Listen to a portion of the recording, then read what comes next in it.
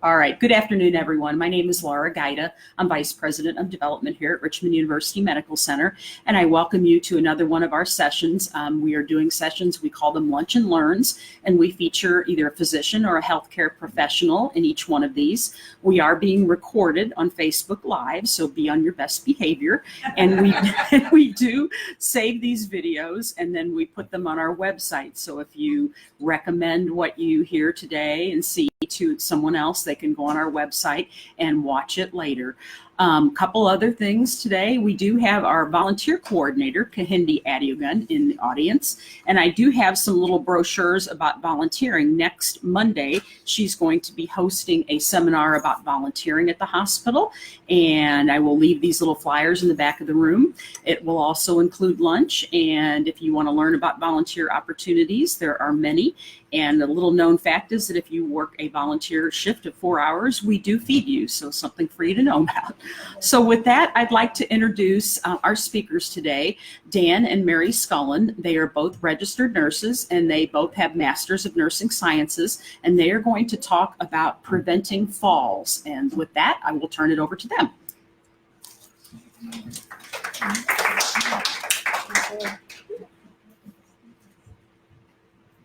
Good afternoon. Well, I know you just got fed, so that's always a good sign, right? You're satisfied. We're going to talk today about falls in the elderly in particular. That is our topic today. And, you know, I don't know how many people here have ever fallen, right? I think we've all fallen. And sometimes we fall and we dust ourselves off and everything's A-okay. But as we get older, sometimes these falls become much more serious. And that's what we're going to try to do today. We're going to talk about some facts about falling. I'm going to talk about risk factors that are involved in falls. And then we're going to talk about some strategies that you can implement that will help you or keep you, hopefully, from falling. Facts, according to the Center for Disease Control, falls are serious and costly. I know here at Richmond University, falls is our #1 trauma problem, okay? Not just with the elderly, but also with toddlers and children.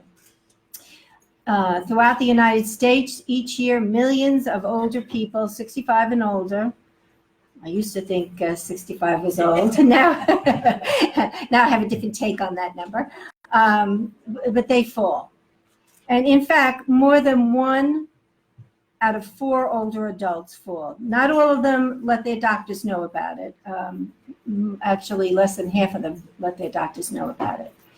But falling once doubles your chance of falling again. So I think that's an important fact, all right? Especially if you're falling as an older person.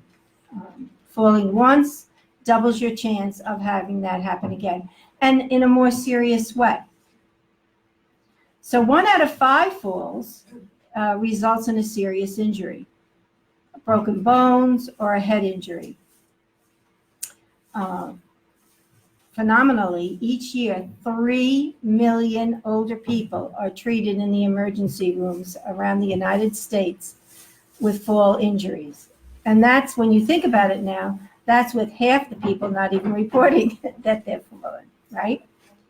Over 800,000, so nearly 1 million patients are hospitalized because of falls. And most often because of a head injury or a broken hip. And the total medical cost for phenomenally is $50 billion a year, right? And that's why Medicare and Medicaid are so expensive. So what can happen to us after a fall? 1 out of 5 falls results in broken bone or a head injury. These injuries make it hard for you to get around. So what happens, a very natural consequence of having an injury after a fall, is that you stop sort of living. You know what I mean? You're afraid of doing it again. And so this is the biggest complication that we're finding with people who fall when they're at an older age, is that they're not moving around them because they're afraid. So fear of falling is a real problem for us. And falls can cause head injuries. So a lot of older adults, for a variety of different reasons, are on medications that blood thinners. So recently, my own husband took a fall and he landed in the corner of the bureau. His head landed on the corner of the bureau. He said, "Oh, I'm fine," and everything. But we did have to take him to the emergency room, have him checked out and everything because he's on a blood thinner. So this is something that, you know, a lot of older adults need to keep in mind, is that when you're in, you know, when you hit your head, there is a chance of some internal bleeding. So you do need to get that checked out, and you do need to let your doctor know if you've fallen and you hit your head. So as I said before, many people who fall, once that happens, then they have the fear of falling. And we feel that this is a big complication and a risk factor for individuals that keeps them actually in more likelihood of falling because they're not moving around. And they're cutting back on their everyday activities. When a person is less active, what are the natural consequences of that? You know, you become weaker, stiffer, you're more apt to lose your balance, right?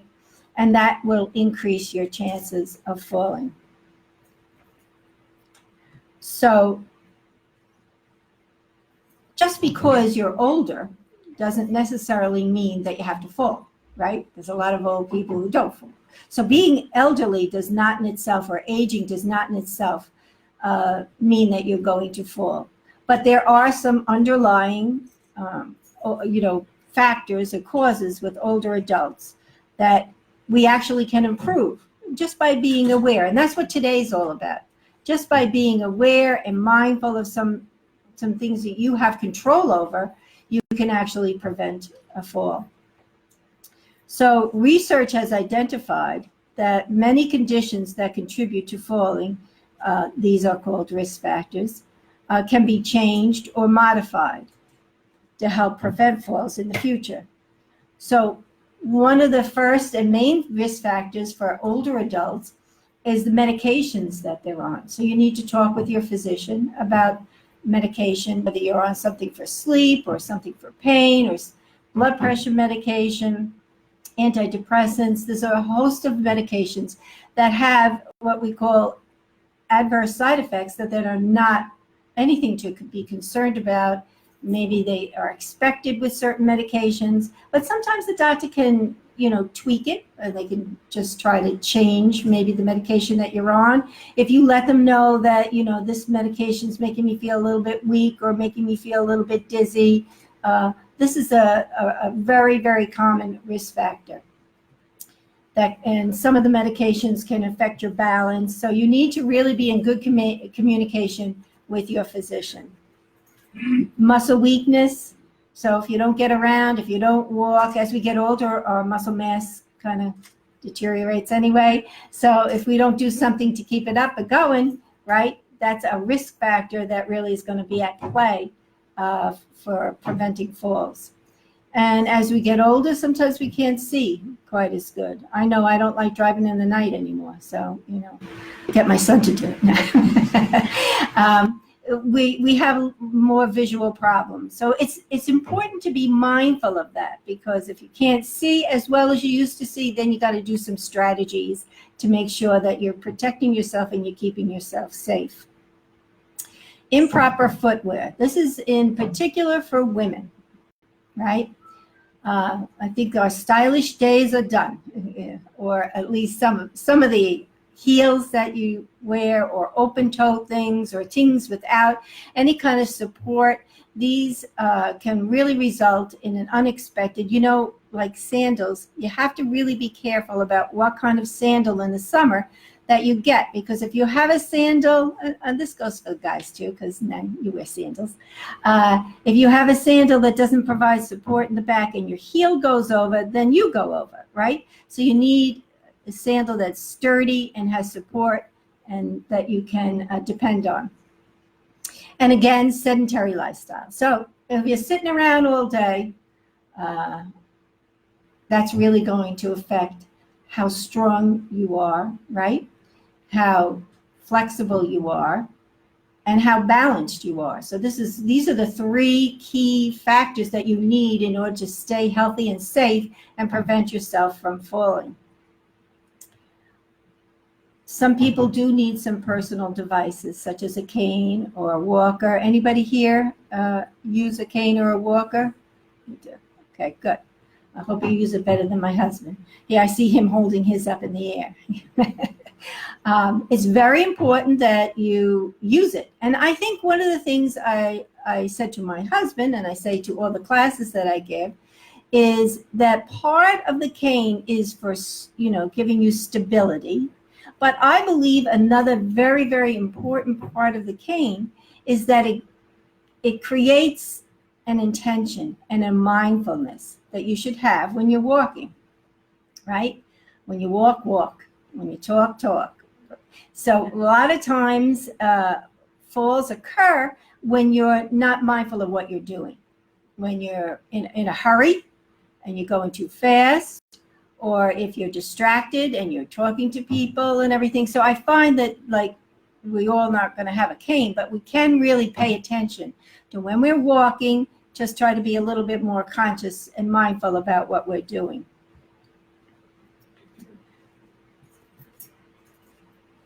And part of fall prevention is really taking a look at where you live. All right. So some of the complications and risk factors regarding yourself, whether it be medication or not moving around enough or things like that. But your very home can be a source of a danger for you. Clutter. I mean, let's face it. When we get older, we don't need everything that we used to need, correct? We can get rid of it. So start to get rid of the clutter around your house. And I put pet toys, but really it's also pets. You really know you have to know where your pet is, especially if they're small. But, because oftentimes a fall will happen if you're tripping over your pet. So pet toys, pet food, and pets themselves can be a source of a hazard for you. Electrical cords should be along the edge of your apartment or living rooms or any room that you're using on a regular basis. They should be to the edge of the room and not across, and not with 50 million extension cords laying across the room and everything. You're apt to trip. Throw rugs is really a big factor, okay? Because even though throw rugs can be very attractive, they move. And if you're moving and they're moving, a lot of falls happen. My cousin had a fall on her throw rug. She just went from one room to the next, slipped on the throw rug, and broke her pelvis. So, it's a real, take a look at your home. If you do have a throw rug, you need to know, do you really need it? And if you don't really need it, just get rid of throw rugs because they are a source of danger. And then broken or uneven steps. When you're going in and out of your house or down your walkway, really take a look at your home because it's another source of tripping, and an unexpected fall can occur. So most falls really are a combination of things. Maybe it is that you're on medication, but maybe there's also clutter in the room. Maybe it is that, you're slightly dizzy from some medications you're taking, but then you tripped over the door. So it can be generally a combination, which give us greater chances of falling. So fall prevention really means that you can take care of some of the matters, right? It means that you are able to improve your situation. So you need to move your furniture so that you have nice open areas for walking. If that means removing clutter, then also remove the clutter. But just take a look at how you're arranging your house, and are you able to walk around easily, or are you bumping into things? And if you do feel that you need that throw rug, then you need to make sure it's secure. Okay, they do have the padding and you really need to test it out when you're not just walking around. Just really make sure it's solid, secure, and that you're not going to trip on it. I also have here wipe up spills immediately. So what happens sometimes is that, absentmindedly, you spilled something, but you don't feel like bending down at that particular moment. And then you find out, later on you've slipped and fallen. If you feel like you're not like inclined for whatever reason to bend down and clean it, at least throw a towel or something over it so that you know that has to be wiped up so that you don't slip and fall.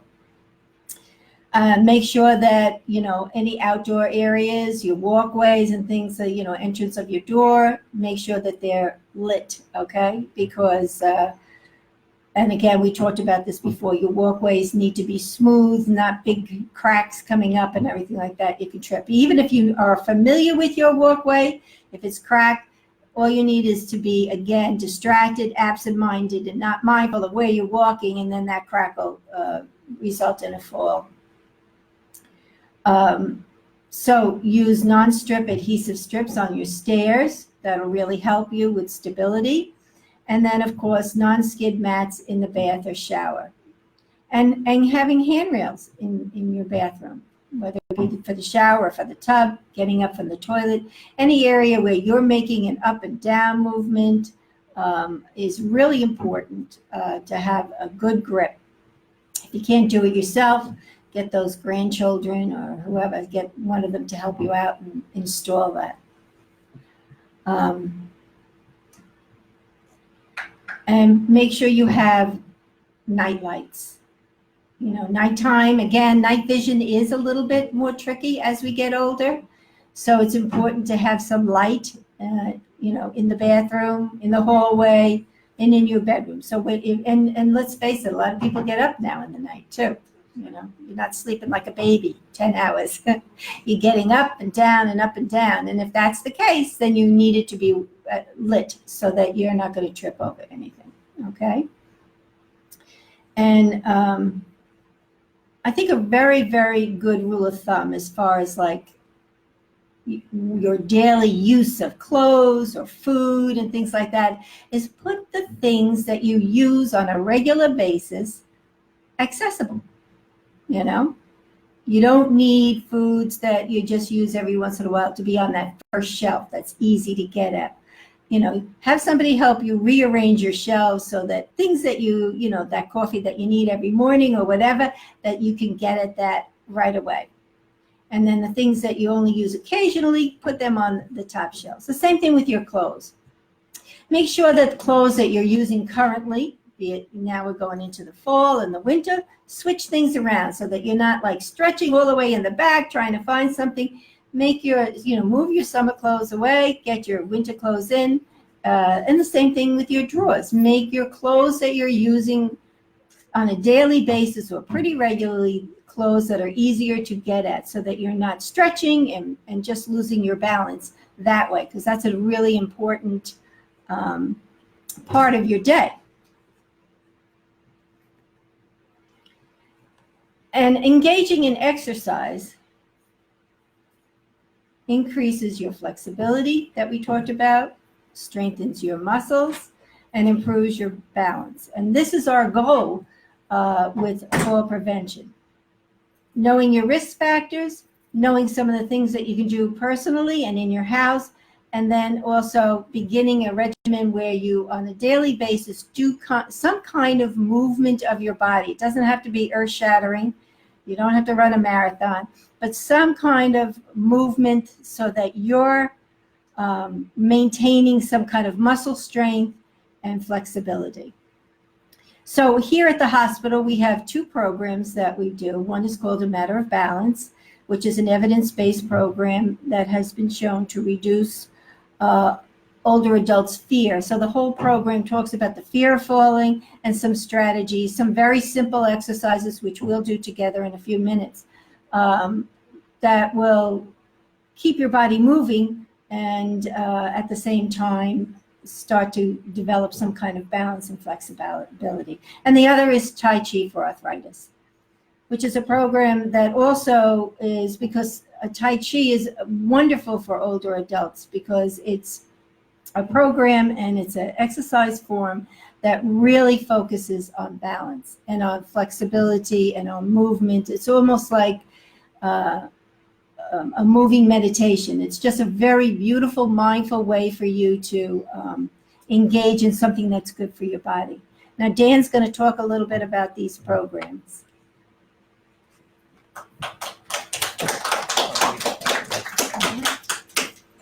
Hi, thank you, Mary.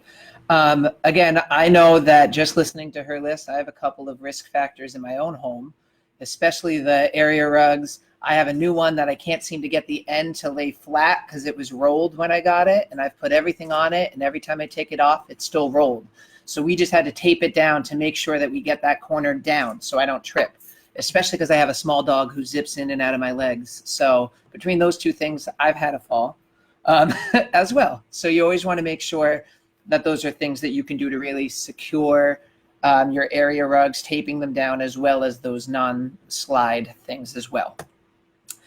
So I'm going to start with talking about Tai Chi for arthritis. So I'm just going to explain both of these programs. These are two programs that we offer through our trauma injury prevention. Both of these programs do require a space and a group who is willing to do the hosting aspect of this. And it's usually recommended, depending on how many instructors, about 10 to 12 people to get this up and running. If you know a place that's interested in hosting one of these courses over the time, on our website at the rumc.org/injury prevention, you can actually just put in a request for the program that comes directly to me, and I'll be able to email back and kind of work on getting that set up if there's some place or someone who's interested in getting this going. So as Mary mentioned, Tai Chi for arthritis is a falls prevention program. It has been proven one of the most effective programs for preventing falls by building confidence in movement and improving muscle strength. So the Tai Chi movements, they appear very gentle and graceful, but each movement actually requires a lot of focus and strength, which makes it so effective for physically and mentally enhancing balance. And that's one of the beautiful aspects of this Tai Chi for arthritis program, is it doesn't just work on exercise and just repetitive motion. It really takes that awareness of your movement and takes that as your main focus, right? We're not just moving through space kind of blindly, but we're moving with purpose as we move through space.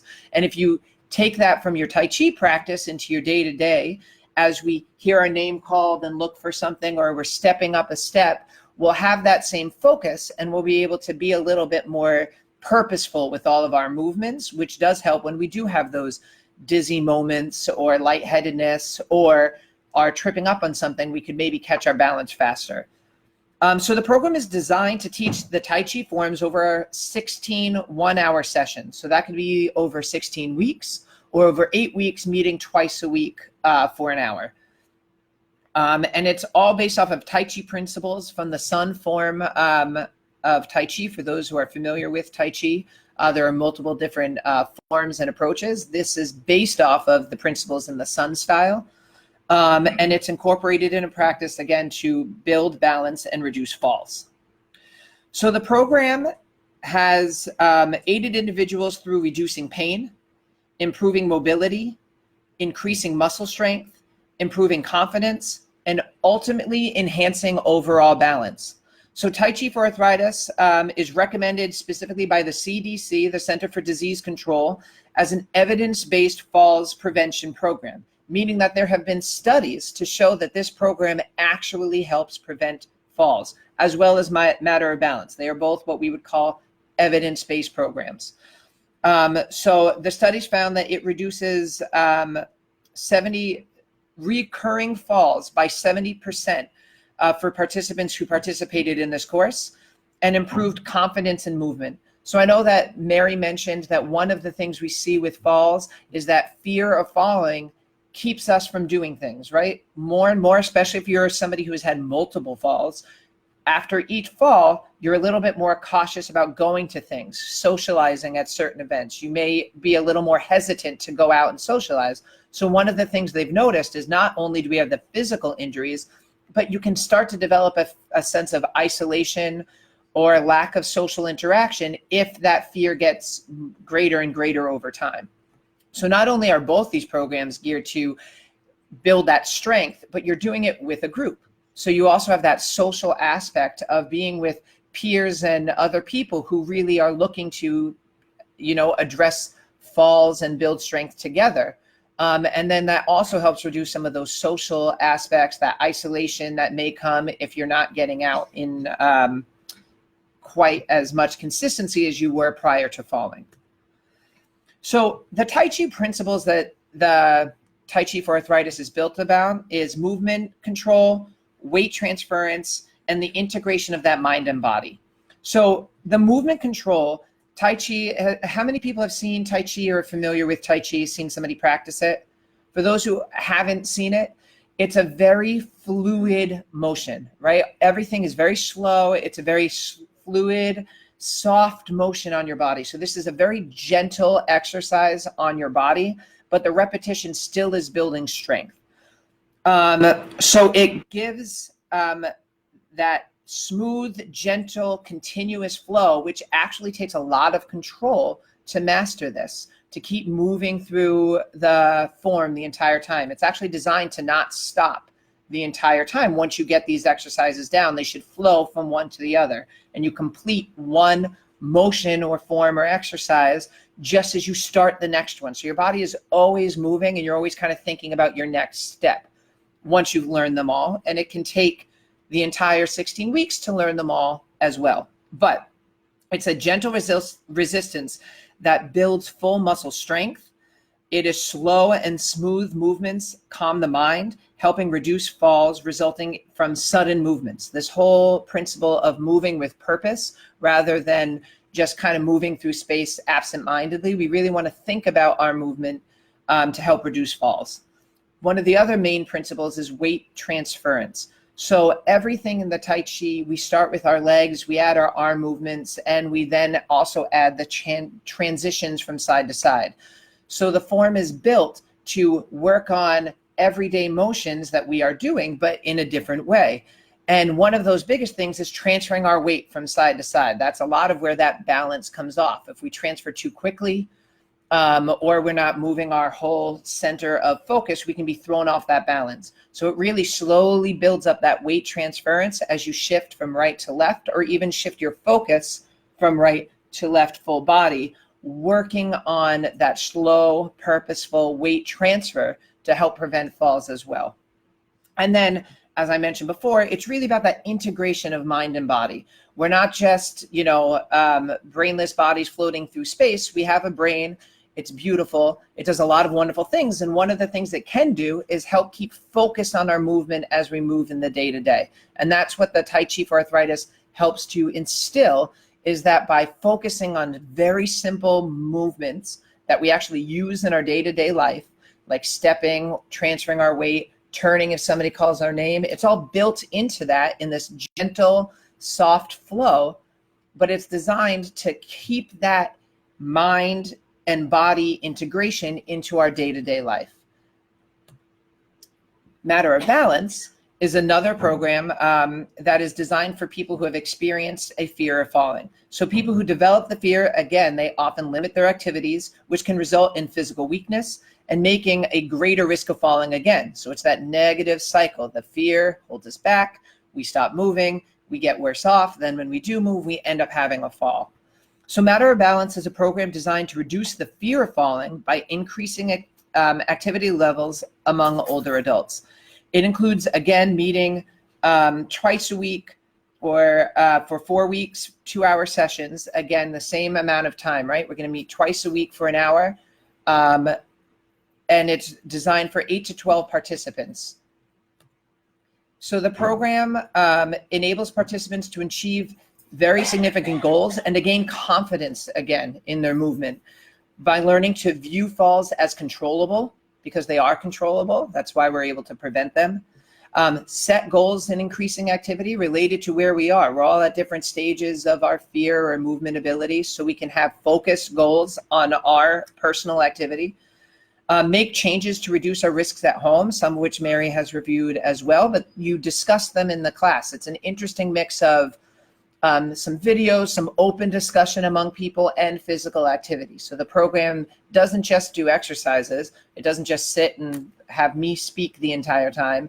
It's a involved group where we can share some of the things that we've encountered, some of the things we've done that work, and some of the things we've tried that don't work that we can share with our peers as well.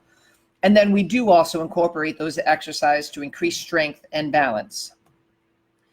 It emphasizes practical strategies to manage falls in our day-to-day. Participants learn to view falls, again, as controllable, set goals for increasing their activity, and build that strength. So I'm actually going to bring Mary back up here to go through some of the exercises that you would see in Matter of Balance. Again, this is designed to not only be done during the program while you're there, but also at home in between classes or meetings, to do some of these on commercial breaks and at various times as well, to really get that repetition and strength building going both at home and in the program as well.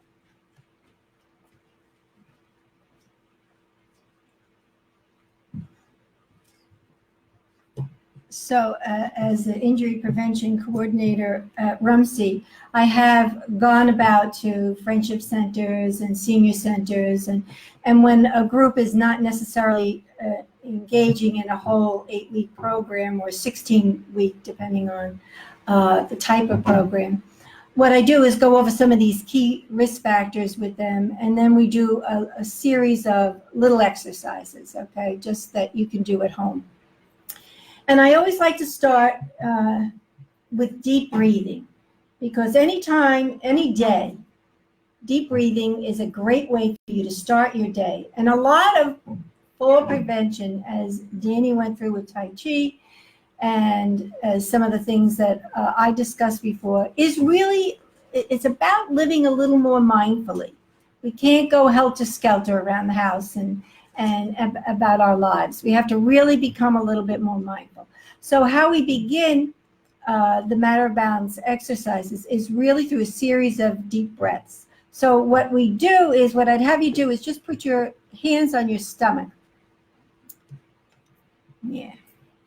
And we're going to do, everybody knows how to breathe, but we're going to do some more intentional deep breaths.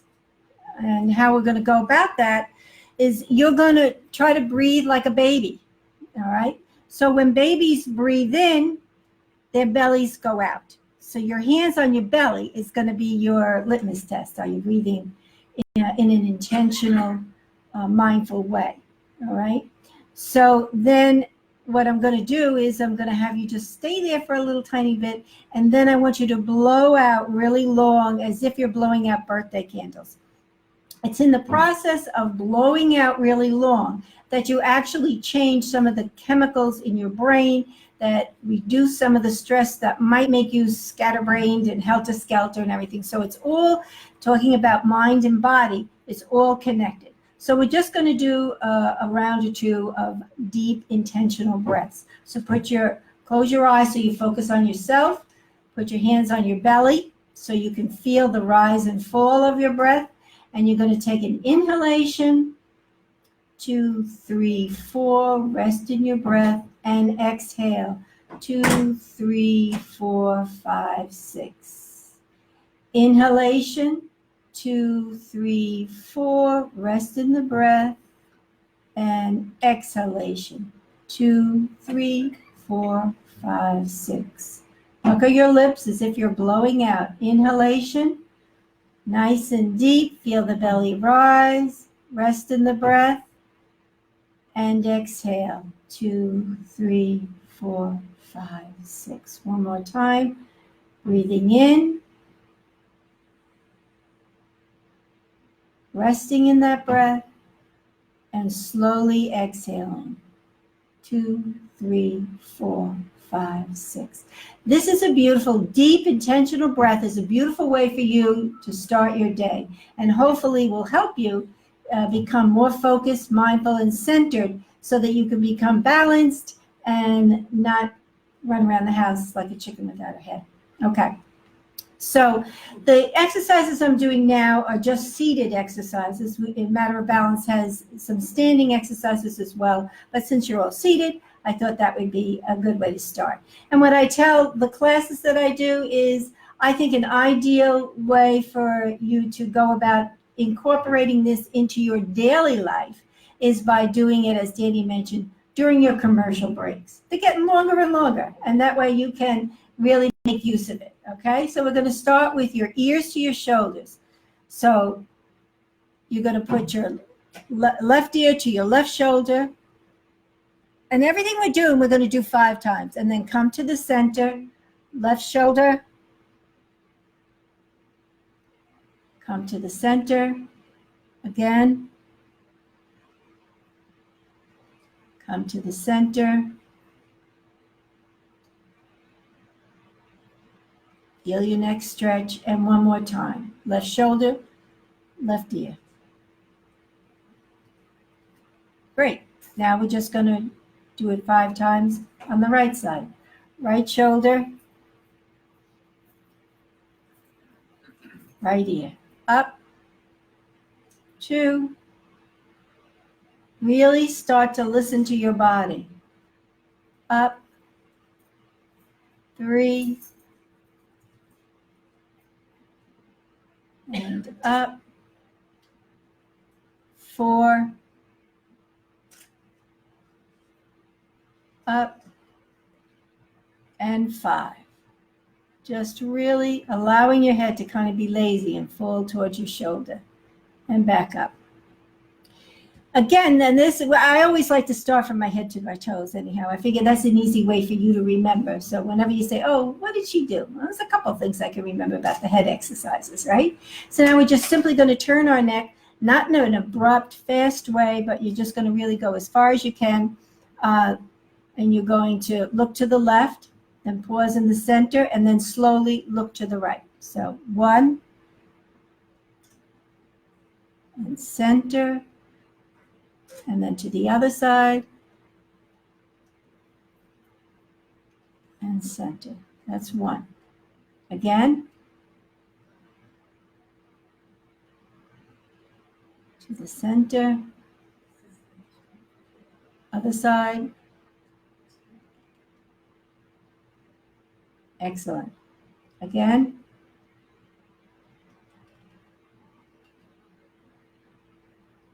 Nice and slowly to the other side.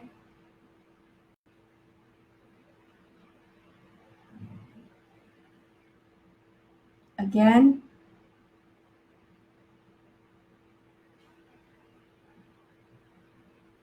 Holding at the center. And one more time.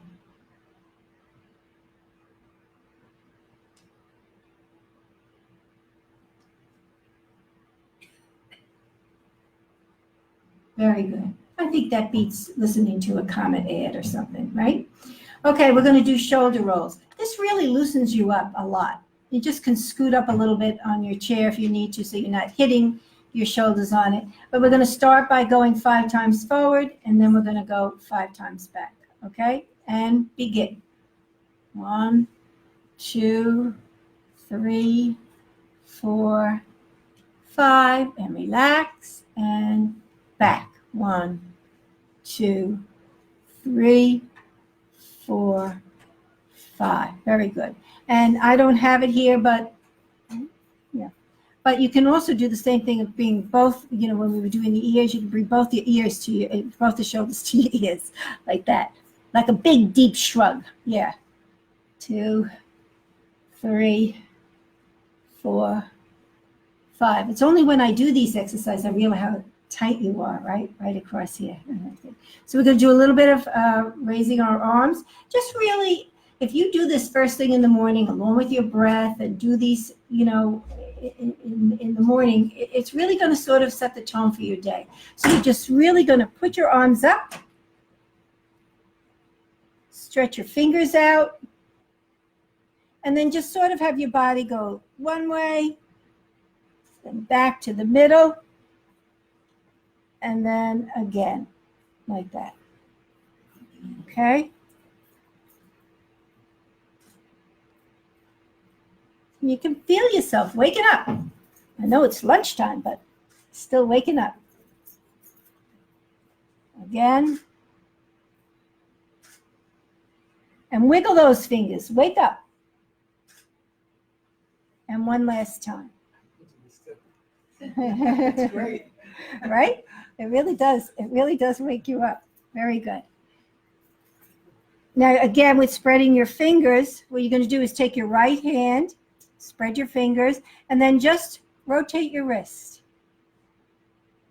2, 3, 4, 5. Other arm. Spread your fingers, rotate your wrist. 1, 2, 3, 4, and 5. It feels good, right? Yeah. It's not so hard to do during a commercial. I'm going to touch your elbows. Put your fingers on your shoulder and just stretch your back out. 1 and 2 and 3 and 4 and 5. When you get great at this, you're going to go to 10 times, but not today. Okay. And then you're going to do arm presses to the floor across your body like this. Stretch. So you're stretching your back. That's it. 1 and 2. That's it. Little stretch.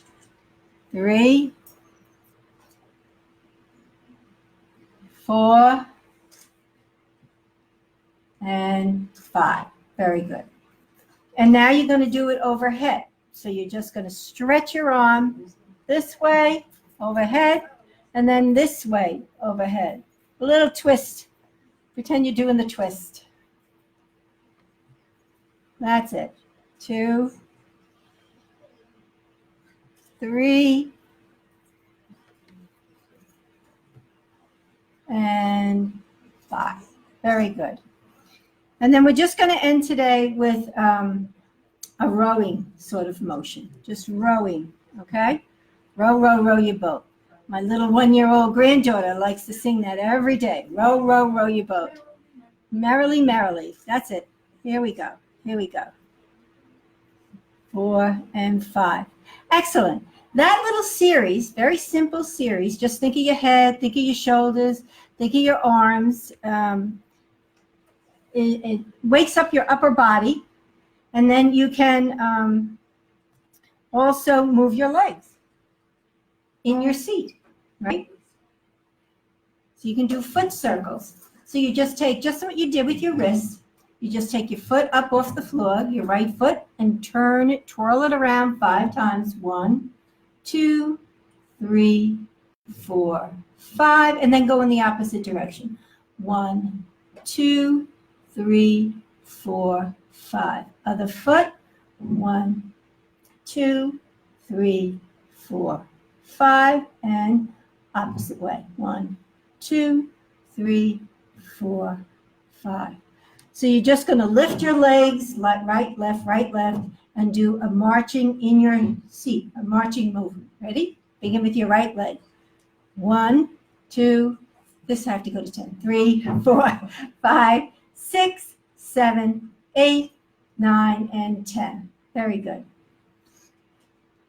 You're going to raise and lower your right leg out straight. So this is kind of prohibitive. So we're just going to go a little bit to the left and then a little bit to the right with our legs, okay? As far as you can get. Just take your right leg, go to the left, right a little bit, and then go to the left a little bit with your right leg. That's it. That's it. Just raise it out like that. That's it. 1 and 2, 3, 4, 5. You have to be on the edge of your seat. 1, 2, 3, 4, and 5. Very good. Very good. And that sort of was the leg raises, because you really can't extend your legs today. But that little series, you know, you're going through your head, you're going through your upper body, and you're doing a few things with your legs. You can also twist a little, right? Just take your arms and just twist a little. Wake yourself up. That's it. And I'm sure you can kind of come up with a bunch of other ways to move your body, right? So, and you can do that every day. Just the whole point of today is to just allow yourself to know that you have some control, that fall prevention is in your hands. You just got to move yourself a little bit. You got to take care of the risk factors that are of yours personally, whether it be medications or how you have things arranged in your house, that you have a lot of power to keep yourself safe and not to be one of those statistics of the 800,000 people who have to come to the emergency room every year. So I'm rooting for you, and I appreciate your kind attendance. Thank you.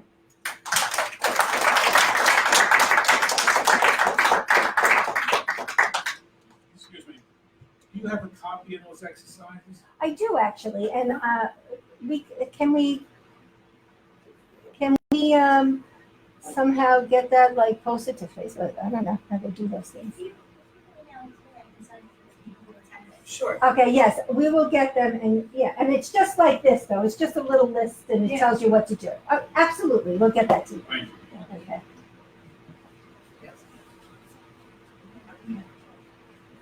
Thank you everyone for coming.